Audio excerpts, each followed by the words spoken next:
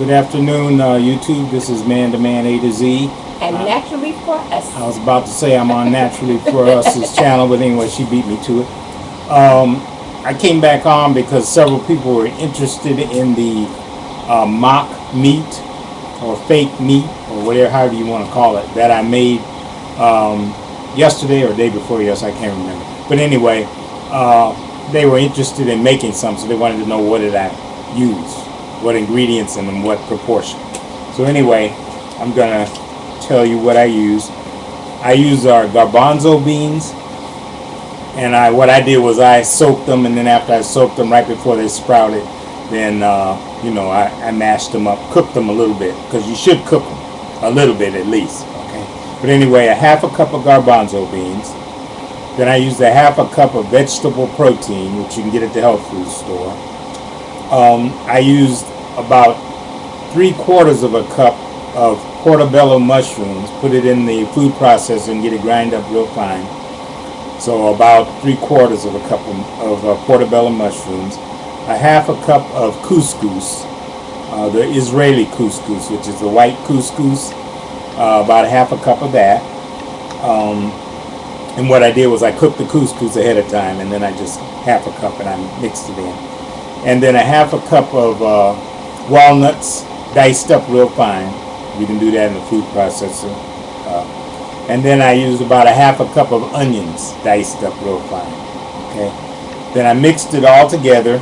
I used salt and pepper, and then I used these two ingredients. I'm going to show them to you because you may have to look for them. This is only in Trader Joe's. This is a product from Trader Joe's. See if I can get it where you can see it. Okay. It's called South African Smoked Seasoning Blend. Okay, it's excellent. Okay, I mixed that, and I mixed some liquid amino acid, and I mixed that together with some organic ketchup, and I mixed it all up, and I used that to kind of blend it all together in a bowl, and you have to stir it really quite a bit, and it'll make enough for a couple of days for us. I don't know, it's kind of hard to say, but anyway, that's what I did, and that's what I used. Okay. Then if you have any other questions, you can email us, and then I'll answer it. But anyway, it came out good. We thought it was excellent. We've been using it in tacos, put it on pita bread. You can use it in your salads. So you can use it in a lot of ways, or you can just make patties out of it and grill it, or either fry it in olive oil lightly, in the skillet, and you can make sandwiches out of it. So, okay. I want to read something to you before I leave. This is not my book, but this is a book by Will Allen. You can see his name here, The Good Food Revolution. Putting in a plug for this book because he will tell you how to get a garden going, a wonderful garden going in your own backyard, where you can produce a tremendous amount of food. Okay. He came up with a revolutionary idea in gardening. And although his idea has been somewhat stolen, a lot of times we come up with ideas and people take them, you know how that is. And they make money off of them. He did it for the people, to get better foods in the inner city, okay? So this is an excellent book. I'm going to read something from this because I think it will help you to understand the food problems we're having in America and why we're having the problems. And it'll kind of reinforce what you need to do about it, okay? Now, when my book is finished, which, like I said, will be soon, I hope you'd be interested in it because it's going to tell you everything you need to know about this subject. But I'm going to read this paragraph because it hits the nail right on the head. It says, "It's no coincidence that the epidemic of diet-related illnesses now sweeping the country," I'm talking about the U.S. now, obesity, diabetes, high blood pressure, heart disease, and strokes, are harming blacks the most. They are more likely to be poor, to live in communities without supermarkets, farmers markets, which is where the produce is brought right to you from the farm, or produce stores. Okay, but their neighborhoods are crammed with fast food restaurants, liquor stores, convenience stores selling junk food. These are toxic environments when it comes to finding healthy food. Industry apologists like to argue that our decisions about what to eat are a result of personal responsibility, okay, and freedom of choice. A recent study in Southern California contradicts that sort of argument. A recent study said it found that a person's life expectancy can be predicated on the basis of his or her zip code. The wealthy in Beverly Hills, which is a suburb of the LA County, which is high class, everybody's probably heard of Beverly Hills. People in Beverly Hills are likely to live 10 years longer than the poor people in South Central Los Angeles, which are primarily black and Hispanic. Okay? It's hard to place the blame solely on your personal choices. Okay?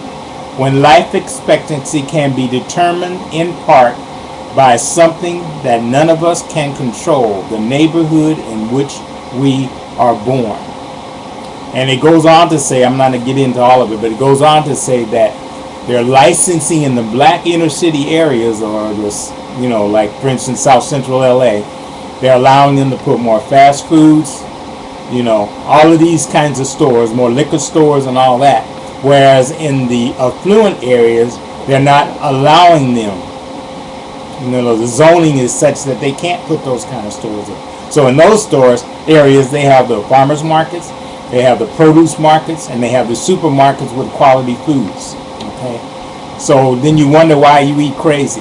Well, a lot of minority people don't have the means to travel to 5 or 6 stores on the bus or in their car to get quality food. So they get what's in their neighborhood. Okay, so what's in your neighborhood is food that addicts you to eating crazy, full of MSG, which makes you hungry. That's what MSG does, which I'll get into all that in the book or talk about it later. But anyway, so it makes you want junk food. And then junk food doesn't fill you. So you eat more and more of it, and then you wonder why you're blowing up. Okay, that does not happen in the affluent areas. Okay, so anyway, you can get a copy of this book, or like I said, mine when it comes out. But anyway, I just wanted to share that with you because he hit the nail on the head when he said that. That's what this study is all about. Because we need to take control of what we eat better, make better choices, so that you don't pay later on with health bills. So you pay for better quality food now, and then you don't have to pay later on when you're sick, or either wind up dying and then leaving the medical bills to your family. Okay. So anyway, be blessed. My wife's got something to say, so I'm going to get out of the way. Yeah. So, but what I want to say is, I just thank God for my husband, because since we were, when we were even living in LA, he would always drive, and I would be thinking like, wow, we got to drive all the way here to get our food. But now I see why. And we drove a long ways to go to the farmer's market here, because it's a better, you know, farmer's market. And we got way better vegetables and stuff that is here in Lancaster. But I'm just saying, it is worth your health to go as far as you can to get the best food for you, so you won't end up in the hospital. So, be blessed. Praise God. Talk to you later.